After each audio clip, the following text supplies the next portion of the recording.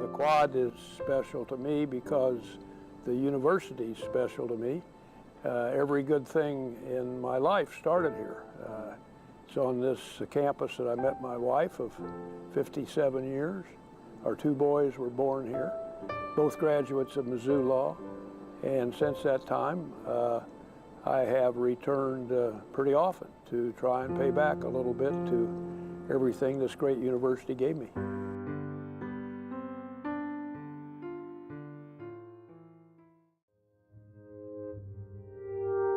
The story of the quad and the history behind the columns generally is something we definitely touch on every tour of campus, whether it's prospective students, returning alumni, love coming back to the quad, but also just guests from various schools and colleges that are here visiting.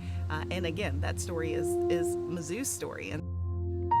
So David Francis is a pretty interesting guy. He was super politically motivated. He was mayor of St. Louis, governor of Missouri, secretary of the interior, and ambassador to Imperial Russia before the Bolshevik Revolution. So he has an interesting connection to Mizzou in the fact that when the academic building burned down during his governorship, the overall consensus was that maybe we should just essentially let it go. There are other state institutions, other things that we could fund and work towards. Maybe Mizzou's not worth continuing at that point, but it was his efforts that actually saved the university and has turned it into what it is now. The Quadrangle is really the heart of this campus. I think any alum you ask, where's the most important spot on the whole campus of the University of Missouri, and they'll tell you it's the Francis Quadrangle. And the reason is that's where the whole story started. It's where Academic Hall was built. This piece of property that we're sitting around, this is really what was the core of the original University of Missouri when it was founded. Academic Hall was built here, and then after the fire, the university rebuilt out of the ashes of what had been Academic Hall, moved the building, Jesse, back further. The columns were there. They initially thought they would tear them down, and in fact, as the legend goes, they had a mule team hooked up to one of them, and they were trying to pull it over, and the mules couldn't get it to topple. And the president of the alumni went in and talked to the curators, and I don't know what he told them, but it was pretty powerful. Because when he came out, he walked over to where the columns were standing, and the mules were already assembled there with the lines to tear the columns down. And the president of the alumni walked out of that meeting, and he said, "Spare these columns. Let these columns stand. Let them stand for 1,000 years." And so the mules went away, and the columns stand, and I guess they will be standing for 1,000 years. So, I think it was concurrent with the building of Jesse Hall and the demise of Academic Hall. The curators and the campus decided at the time really fully embrace this idea, Jefferson's academical village, and start to add buildings to the campus around a common green space. As the trees mature and you get this stately presence, not that the buildings don't have a presence, but the trees just add a stately presence to the space.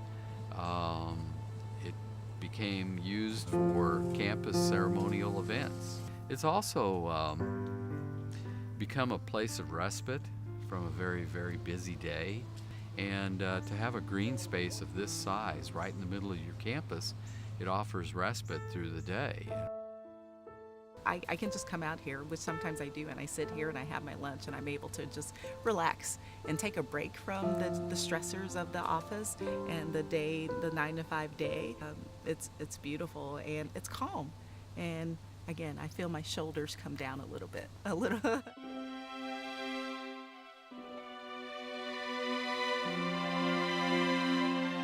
That once every hour, there are thousands of people walking through here, and whether they take the time or not each day to really appreciate what's around them, it's still a beautiful place, and it's one of the nicest college campuses that I've ever been to. I think too, it's not just for the students. There are a lot of staff members that are cooped up inside all day in their offices, and you'll see a lot of them out every day, just walking around the quad, making laps, getting fresh air, and enjoying what's around them.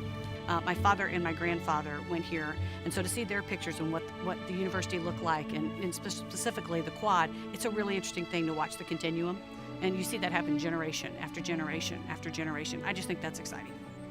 when you add the ceremonial aspect and you add the aspect of people coming out here to relax and enjoy each other's company, it takes on a more meaningful purpose. And it has actually developed a real strong sense of place, that when you come here on this campus and you walk out here, you know where you're at, and you inherently know you're in a very special place.